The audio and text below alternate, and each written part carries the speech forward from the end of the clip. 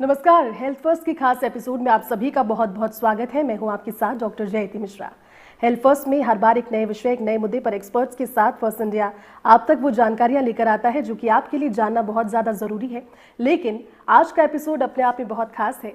आज first India की और हेल्थ फर्स्ट की टीम आ पहुंची है उदयपुर के Pacific medical college and hospital Bhilon ka Bedla में। और आज यहाँ पर आने की जो मंशा है वो साफ इसलिए क्योंकि हॉस्पिटल और मेडिकल कॉलेज बहुत लंबे समय से लोगों तक जागरूकता पहुँचाने के साथ, बहुत बेहतरीन फैसिलिटीज़ के साथ, एक निजी हॉस्पिटल होने के बावजूद बहुत बड़ा इलाका ऐसा है कि आसपास के उदयपुर के कई ऐसे ग्रामीण क्षेत्र हैं जहाँ तक जागरूकता का बहुत अभाव था। लेकिन टीम जो अस्पताल की है वो अब उन तक जागरूकता भी पहुंचा रही है और एक्सपर्ट डॉक्टर्स की मदद से लोग बहुत हद तक अपनी समस्याओं से निदान पा रहे हैं। तो आज हम बात करने वाले हैं डॉक्टर रीना जाट से, जो कि एमडी मेडिसिन डिपार्टमेंट से हैं, Pacific medical hospital and college से। मैम, बहुत बहुत स्वागत है आपका। थैंक यू जी। मैं doctor Reena Jat MD medicine कर रही हूँ Pacific medical college and hospital से। मैंने अपना एमबीबीएस बेंगलोर से किया है और अर्ली एजुकेशन मैंने जो मेरी बर्थ प्लेस है गंगापुर भिलवाड़ा, वहाँ से मैंने अपना अर्ली एजुकेशन शुरू किया था।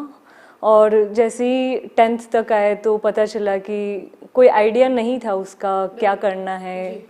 तो जैसे टीचर्स गाइड करते थे उनके अकॉर्डिंग फिर हमने 11th-12th के बाद कोचिंग की। उसके बाद हमने कॉलेज प्राप्त किया बेंगलोर में, अपनी एमबीबीएस की, और फिर मैं वापस अपने क्षेत्र में आ गई लोगों की सेवा करने के लिए। बहुत इंपॉर्टेंट बात है क्योंकि आप चाहते तो उस जगह से निकल के, क्योंकि आज का जो हमारा मुद्दा है, दर्शकों को मैं बता दूं कि ग्रामीण इलाकों में बहुत ज़्यादा आज भी जागरूकता का अभाव है।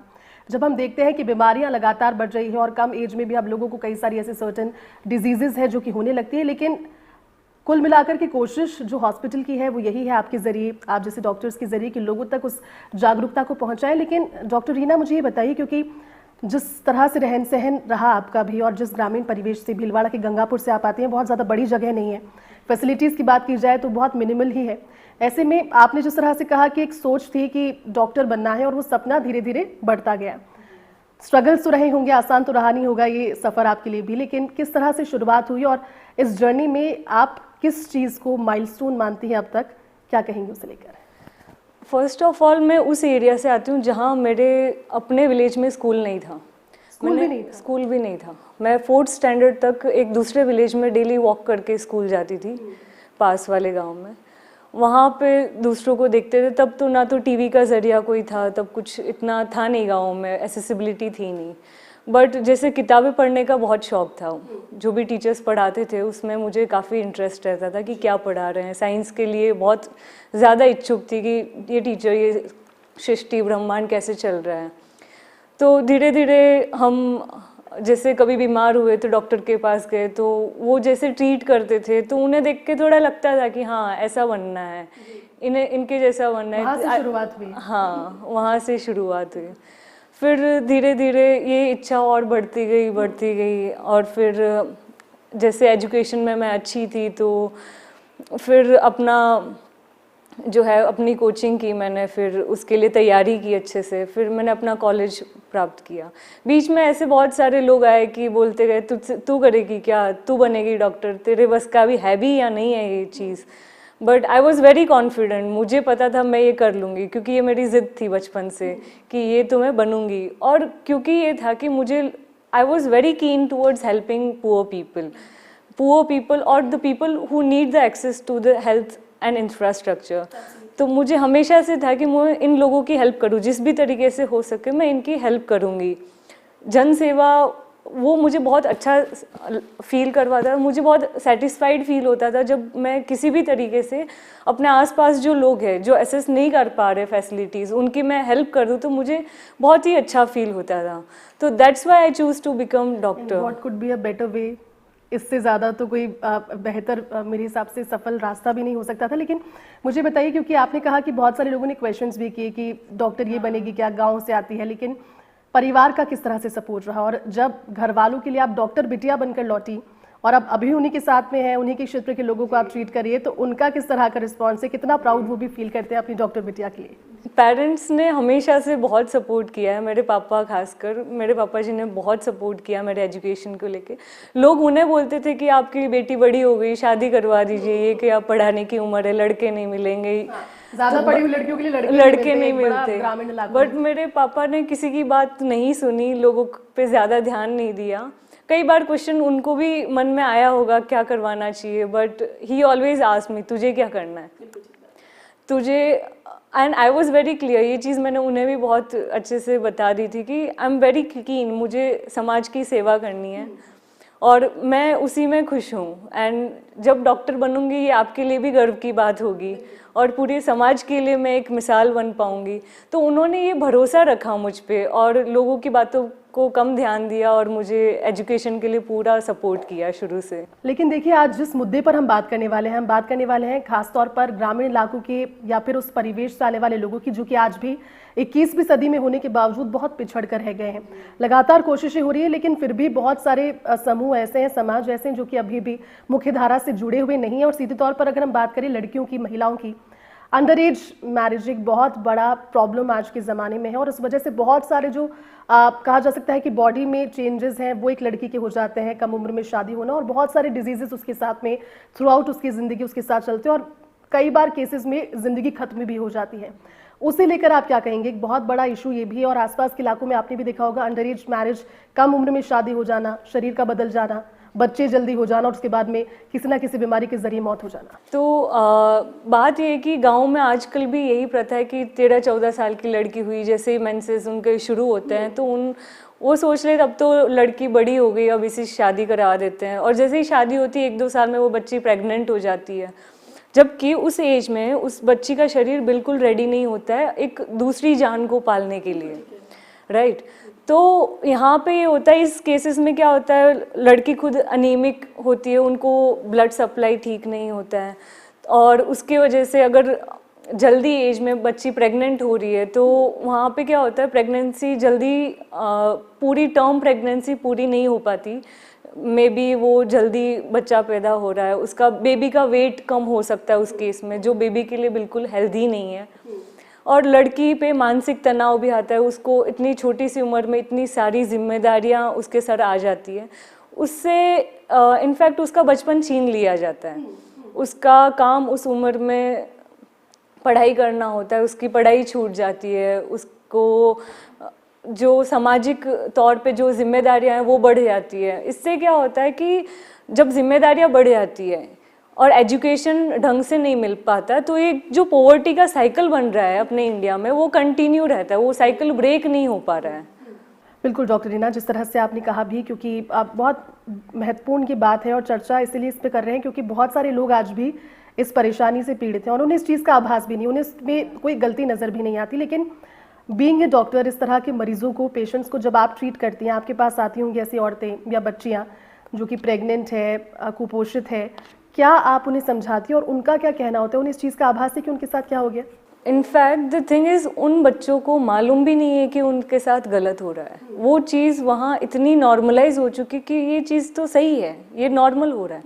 अगर आप पढ़ाई कर रहे हो, आप जॉब कर रहे हो, तो वो चीज़ उन्हें अब नॉर्मल लग रही है कि ये क्या, ये हमारी प्रथा के अगेंस्ट चल रहे हैं, ये क्या उखाड़ लेंगे। अभी भी उन्हें डॉक्टर, चलो अब धीरे धीरे लोगों को समझ आ रहा है, बट काफ़ी लोग ऐसे जिनको मालूम भी नहीं है कि उनके साथ गलत हो रहा है, इतनी अर्ली एज में मैरिज हो रही है। इनफैक्ट एक केस यहाँ आया था, एक हमारे ही आसपास के एरिया से एक केस आया था, 16 साल की लड़की थी, उसको मेनिंजाइटिस थी, तो बहुत ही सीवियर केस था। She was admitted for 1 month in ICU और उसके फैमिली का मेन कंसर्न सिर्फ यही था कि इसको 1 महीने में जल्दी ठीक कर दीजिए क्योंकि इसकी अगले महीने शादी है।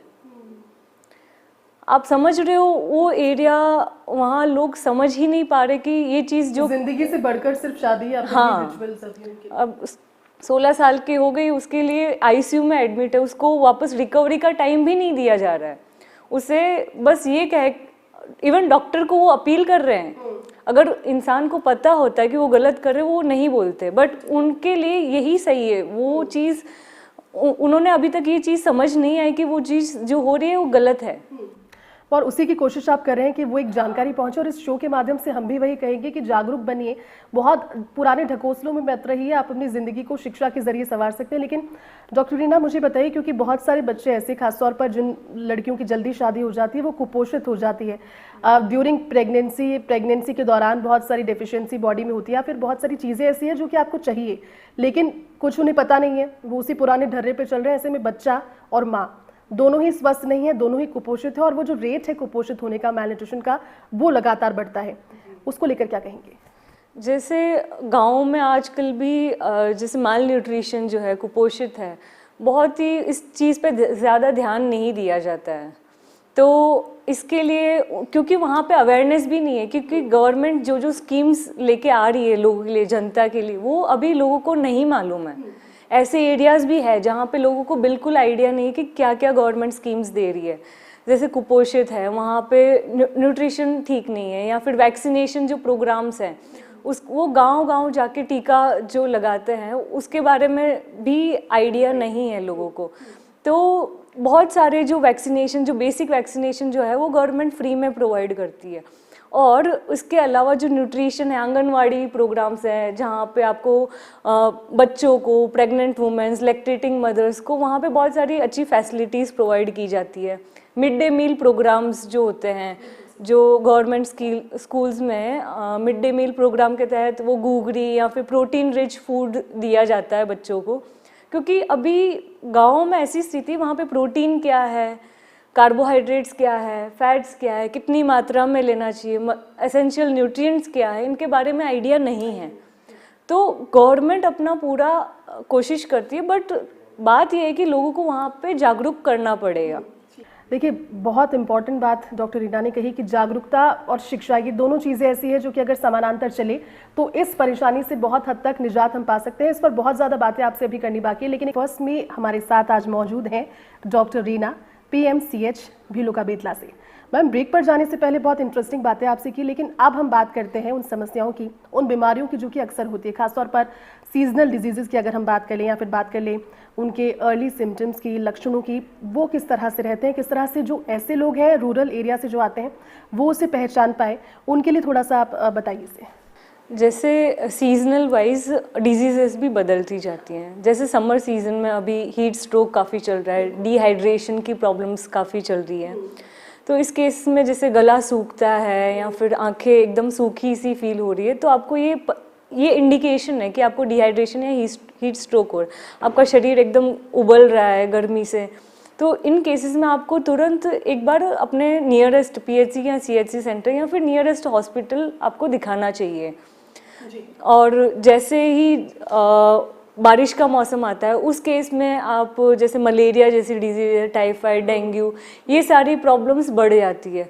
इनका मेन रीज़न है कि घर के आसपास गाँव में क्या होता है कि पानी जमा होता है, वहाँ पे इनफ सर्विसेज नहीं होते। तो वहाँ पे क्या करते हैं, आप नेट्स, मॉस्किटो नेट्स लगा सकते हैं, मॉस्किटो रेपेलेंट्स आप छिड़क सकते हो। उससे क्या है, मॉस्किटोज इकट्ठा नहीं हो, वो उनका ब्रीडिंग सीजन होता है, तो वो वहाँ पे ब्रीड नहीं कर पाएंगे आपके इलाके में।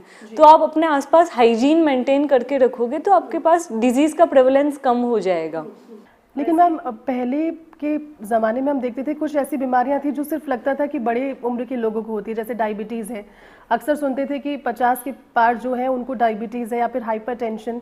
लेकिन अब बदलते लाइफस्टाइल के दौर में छोटी उम्र में भी लोगों को इस तरह की परेशानी होने लगी है, यंग एज में लोगों को हार्ट फेलियर हो रहा है। तो इन बीमारियों को लेकर के जो बदलता हुआ दौर है उसको क्या कहेंगे, और किस तरह से प्रिकॉशन रख सकते हैं, थोड़ा वो भी बताइए। ये शहरों की बीमारी, एक हाई-फाई बीमारी कही जाती थी, डायबिटीज़, हाइपरटेंशन।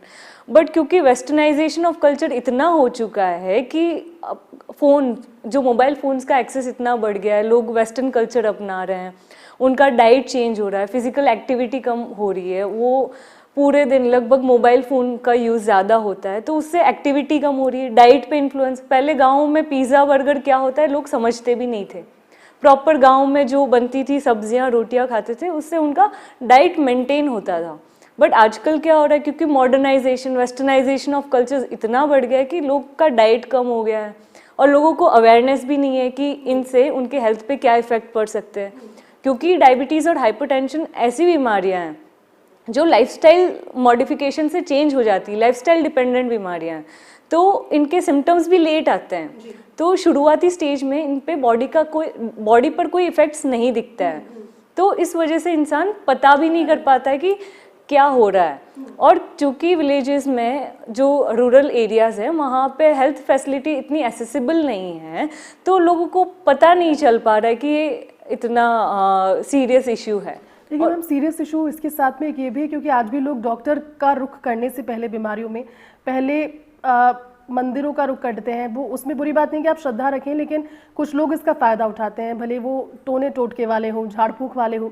टाइफाइड का झाड़ा, अलग अलग तरीक़ों से लोगों को डॉक्टर से पहले ट्रीट करने का जो दावा करते हैं, ऐसे में अंधविश्वास एक बहुत बड़ा कारण है कि लोगों की ज़िंदगी कई बार ख़त्म हो जाती है। लेकिन उसको लेकर किस तरह से अवेयरनेस और वो कितना प्रभावित करता है इस तरह में बीमारियों का अभी भी मैंने, ये तो पिछले महीने की बात होगी, जो मैंने देखा है आज भी चिकन पॉक्स जो है गाँव में उसको माताजी कह के बोलते हैं और उस पर नीम के पत्ते वारते हैं। आज भी मेरे को बहुत ही आश्चर्यचकित लगा ये चीज़ देख के कि लोग आज भी चिकन पॉक्स जैसी डिजीज़ को एक गॉड रिलेटेड ऐसा कोई मैसेज समझ के उसे ट्रीट नहीं कर रहे, उस पर नीम वार रहे हैं, नीम के पत्ते उसे जला के वहाँ पे कर रहे हैं। So that is so wrong. ये द थिंग इज़ अवेयरनेस नहीं है लोगों में। पीलिया हो गया तो पीला धागा डाल दिया, या फिर बर्न्स हो गया, कहीं पे जल गया तो वहाँ पे टूथपेस्ट या गोबर लगा के वो ठीक करना चाह रहे हैं। तो ऐसे बहुत सारी डिजीज़ पे वो लोग वहाँ पे जो ये कर रहे हैं, इससे क्या होता है, जब डिजीज़ अगर जल्दी हॉस्पिटल आते तो उसका ट्रीटमेंट जल्दी हो पाता। कई बार सांप के काटने की स्थिति, सांप के काटने पे भी लोग वहाँ पे बाऊजी जैसे हमारे एरिया में होता है तो वहाँ लेके जाते हैं, मे भी ठीक हो जाए। इवन इनफर्टिलिटी जो होते हैं, जिनके बच्चे पैदा नहीं हो रहे, उनको भी वहाँ पे देवरा ऐसा कुछ लेके जाते हैं ऐसी जगहों पे जहाँ पे उनको लगता है कि मे भी ठीक हो जाए, ऐसा झाड़। लेकिन वो वही टाइम होता है जिसमें आपको डॉक्टर के पास एग्जैक्टली उतना ही टाइम जिंदगी और मौत के बीच का रह जाता है। एग्जैक्टली। तो अगर लोग जल्दी पहुंचे तो कितना फर्क पड़ सकता है, वो थोड़ा बताइए मैम। हाँ, अगर पेशेंट अपना इनिशियल स्टेज में, क्योंकि अगर उनको पता चल रही कि ये डिजीज़ है तभी वो कहीं ना कहीं तो दिखाने जा रहे हैं, उनको अपने प्रॉब्लम का आइडिया लग गया है। जब इंसान को प्रॉब्लम का आइडिया लग गया तो उसको आइडिया है कि इसे ठीक कराना चाहिए, तभी वो कहीं ना कहीं कोशिश कर रहा है। इसी कोशिश में वो अगर पहले ही स्टेज पे, प्राइमोर्डियल स्टेज पे हॉस्पिटल आ जाए, एक सही सलाह ले ले, एक सही डॉक्टर की सलाह ले ले, तो वो डिजीज़ जो है प्रोग्रेस होने से पहले प्राइमोर्डियल एकदम ज़ीरो शुरुआती स्टेज में उसे कंट्रोल किया जा सकता है। उसके अगर वो कंट्रोल नहीं होती तो वो उसकी सीवियरिटी बढ़ जाती है लेटर स्टेजेस में। लोग क्या करते हैं, सारी जगह ट्राई करेंगे, फिर एंड में हॉस्पिटल जाएंगे कि अब डॉक्टर को दिखा देते हैं। तो वहाँ पे आते आते सीरियस कंडीशंस, पेशेंट की कंडीशंस बहुत सीवियर हो जाती है, वहाँ पे टर्शियरी केयर की जरूरत पड़ती है। एक रीज़न ये भी हो सकता है कि आज भी लोगों को लगता है कि अस्पतालों का रुख करेंगे तो पैसे जितनी भी पूंजी जमा करी हुई है वो खत्म हो जाएगी, और ऐसा होता भी है कई हॉस्पिटल्स में। सरकारी अस्पतालों में लोग लाइन में लगना नहीं चाहते, 10 रुपए की पर्ची कटा के इलाज कराना नहीं चाहते, और ग्रामीण इलाकों में खासतौर पर निजी जो हॉस्पिटल्स हैं, जो प्राइवेट हॉस्पिटल्स हैं, उनका रुख करने से डरते हैं, उनके सामने से भी नहीं गुजरते लोग कि पैसे लग जाएंगे। लेकिन Pacific medical college and hospital इस क्षेत्र में भी लगातार काम कर रहा है। मैं चाहूँगी कि आप दर्शकों को वो मैसेज दें, ये बताएं कि किस तरह की सुविधाएं यहाँ पर है, RGHS सुविधा है, आयुष्मान भारत, और इस तरह के कार्ड्स के जरिए किस तरह से मिनिमल पैसों में इलाज भी करा सकते हैं और ज़िंदगी को बचा भी सकते हैं, वो थोड़ा बताइए। जिस एरिया की हम बात कर रहे थे उसके ही बहुत करीब Pacific medical college and hospital, क्योंकि मैंने यही ज्वाइन किया क्योंकि मैं लोगों तक ये अवेयरनेस फैलाना चाहती हूँ कि अपने आसपास के एरिया में इतनी अच्छी मेडिकल फैसिलिटीज़ अवेलेबल है जो उनके इतने पास होके भी उन्हें कोई आइडिया नहीं है। तो जब एक्सपेंसेस की बात आती है तो यहाँ पे ये चीज़ का ध्यान रखा जाए। यहाँ पे बहुत सारे हेल्थ स्कीम्स हैं जहाँ पे आपको कंप्लीट फ्री ऑफ कॉस्ट निःशुल्क परामर्श में पूरा जो बीमारी है आपकी उसका पूरा इलाज किया जाता है। जैसे आयुष्मान भारत जैसे स्कीम्स हैं या फिर RGHS स्कीम्स हैं। यहाँ पे आपको एक इंसान को सिर्फ अपना जन आधार कार्ड लेके आना होता है, अपना आधार कार्ड और जन आधार कार्ड, उसके बेसिस पे आपको पूरा 5 लाख, ये गवर्नमेंट स्कीम के अंदर 5 लाख पर फैमिली, 5 लाख तक का ट्रीटमेंट फ्री ऑफ कॉस्ट मिलता है। आपको बस अपना कार्ड चाहिए, ऐसे बहुत सारे स्कीम्स है, जैसे फ्री डायलिसिस यूनिट होती है अगर डायलिसिस करवाना है, या फिर बहुत सारे ऐसे सर्जरी, अपेंडिक्स के सर्जरीज होती है जो बिल्कुल free of cost, diabetes, hypertension, जो बेसिक सारी बीमारियां हैं जो सीवियरिटी तक भी अगर पहुंच जाए उनका बिल्कुल फ्री ऑफ कॉस्ट ट्रीटमेंट होता है। The thing is you have लोगों को इस बारे में जानकारी ही नहीं है कि ऐसे स्कीम्स, बहुत सारे लोगों को तो मैम अब तक इस बारे में जानकारी नहीं कि सरकार, राज्य सरकार और केंद्र सरकार बहुत सारी योजनाएं ऐसी चला रही है जिसमें आप बहुत मुफ्त में या कम पैसों में इलाज करवा भी सकते हैं। तो ऐसी योजनाओं को लेकर के थोड़ा सा और ब्रीफ कर दीजिए। RGHS हो गया, आपने आयुष्मान भारत कहा, आप किस तरह से अपने डॉक्यूमेंट्स लेकर आए जनाधार, और उसके बाद में फिर इलाज हॉस्पिटल वाले करते हैं? जैसे मोतियाबिंद का जो ऑपरेशन है वो बिल्कुल फ्री ऑफ कॉस्ट और इतनी ज़्यादा आबादी में हो रहा है, तो आप ऐसे ही फ्री डायलिसिस यूनिट है, सर्जरीज है, या फिर आप ईयर नोज थ्रोट, जो कान नाक घसा के कोई भी टॉन्सिल्स जो हो जाते हैं, जो बेसिक से लेके सीवियर डिजीजेस तक का सारा ट्रीटमेंट फ्री में प्रोवाइड किया जाता है उन स्कीम्स के अंदर। तो इन सब का लोगों को लाभ उठाना चाहिए, उनको ये चीज़ का अवेयरनेस इसी दौरान, जैसे हम आज बैठे हैं लोगों को अवेयर करने के लिए, इसका एक पर्पस ये भी है कि लोगों को अवेयरनेस मिले कि क्या स्कीम्स अवेलेबल है। तो आप एक बार आइए, अपना जन आधार बनवाइए, अपने नियरेस्ट टू नियरेस्ट जो साइबर कैफ़े है वो आपका जन आधार बना देंगे। जन आधार कार्ड बन जाता है तो काफ़ी सारी चीज़ें भामाशाह के अंदर चीज़ें फ्री में हो जाती है। आने वाले समय में क्योंकि अब गर्मी का सीज़न है, बहुत ज़्यादा एक्सट्रीम गर्मी पड़ रही है, मौसमी बीमारियां उसकी बात तुरंत होगी, ऐसे कौन से मैसेजेस आप देना चाहेंगे जो कि उस लाइफस्टाइल में जो कि ग्रामीण इलाकों में चल रही है, लोग उसको मेंटेन भी कर पाए और उसी खाने से अपने आप को हेल्दी भी रख पाए जो कि उन तक मिल भी रहा है, पहुंच भी रहा है? अभी जैसे गर्मी का मौसम बढ़ रहा है और गर्मी काफ़ी बढ़ गई है, तो इस केस में लू का लगना बहुत कॉमन है, लू लग जाती है लोगों को। इसमें क्या करते हैं, वहाँ पे लोकल जो देसी नुस्खे होते हैं, जैसे इमली का पानी, आम रस का पानी बना के पी लिया, बहुत सारी छाछ कंज्यूम करनी है, बहुत सारी छाछ पीनी है, दूध, दही बहुत ज़्यादा पीना है, और दिन में 3 से 4 लीटर पानी डेली कंज्यूम करना है। उसमें नींबू पानी जैसे होता है वो इलेक्ट्रोलाइट्स बढ़ाता है अपने शरीर में, जो पसीने के थ्रू अपने जो निकल जाते हैं सोडियम, पोटेशियम, तो वो चीज़ें आप नींबू पानी या फिर खट्टा, कोई आम रस, ये चीज़ें कंज्यूम करोगे तो बॉडी मेंटेन रहती है, उसका टेम्परेचर मेंटेन रहेगा। ठीक है। और लाइफस्टाइल में कौन से बदलाव किए जा सकते हैं, क्योंकि ओबेसिटी की हम बात करें या फिर लड़कियों में आजकल मेंस्ट्रुअल में बहुत ज़्यादा प्रॉब्लम है, PMS होना, ये बहुत सारी कॉमन समस्याएं, लेकिन लाइफस्टाइल बेसिस पर है, फैटी लिवर होना और ये तमाम सारी चीज़ें। तो लाइफस्टाइल को हेल्दी रखकर बहुत सारी समस्याओं से ऐसे ही निजात पा सकते हैं, वेदर इट इज़ ग्रामीण इलाका और शहरी इलाका। लाइफस्टाइल को लेकर के क्या मंत्र होगा आपका? लाइफस्टाइल को लेके सबसे मुख्य चीज़ जो मैं कहूँगी, कहीं पे भी हो इंसान, गांव में हो, शहर में हो, कहीं पे भी दुनिया के कोई भी कोने में हो, आपको डेली की एक एक्सरसाइज ज़रूर करनी है। चाहे आप गांव में हो तो खेत पे वॉक करके आ जाइए, आसपास कई खेत है, खुला इलाका है, वहाँ पे आप 3 से 4 किलोमीटर की वॉकिंग, जल्दी तेज़ वॉकिंग, ब्रिस्क वॉकिंग जिसे कहते हैं, वो करिए। और जो आपके डेली चोर्स है, जो डेली का काम है, वो उनमें आप काम करिए ताकि एक्टिविटी बनी रहेगी। ये बॉडी ऐसा है जिसको जितना मूव करोगे, जितनी मूवमेंट होगी बॉडी में, उतना आपके शरीर के लिए ज़्यादा लंबा चल पाएगा। एक स्टैटिक बॉडी, एक ही जगह रहने वाली बॉडी, वो ज़्यादा फंक्शन नहीं कर पाती। बात है न्यूट्रिशन की, तो आप गाँव में जैसे अगर आप टैबलेट्स नहीं लेना चाहते तो गुड़, दाल, चना, दालें खाइए, हरी सब्जियां खाइए, बहुत सारे फ्रूट्स लीजिए। और जो गुड़ होता है, एक जैगरी होती है, उसमें बहुत ज़्यादा आयरन कंटेंट होता है, तो वो आपकी आयरन की कमी को पूरा कर सकता है। और शुगर का भी एक बहुत अच्छा सब्स्टिट्यूट है, शुगर कट डाउन करना ही एक 30 एज के बाद आप शुगर और सॉल्ट, नमकीन खाना, ये सब चीज़ें कम ही कर देनी चाहिए। अच्छी लाइफस्टाइल, या और प्रॉपर 7 से 8 घंटे की नींद तो बहुत ही ज़रूरी है हर इंसान में। रेस्ट भी बहुत ज़रूरी है। रेस्ट काम करने के साथ साथ रेस्ट बहुत ज़रूरी है।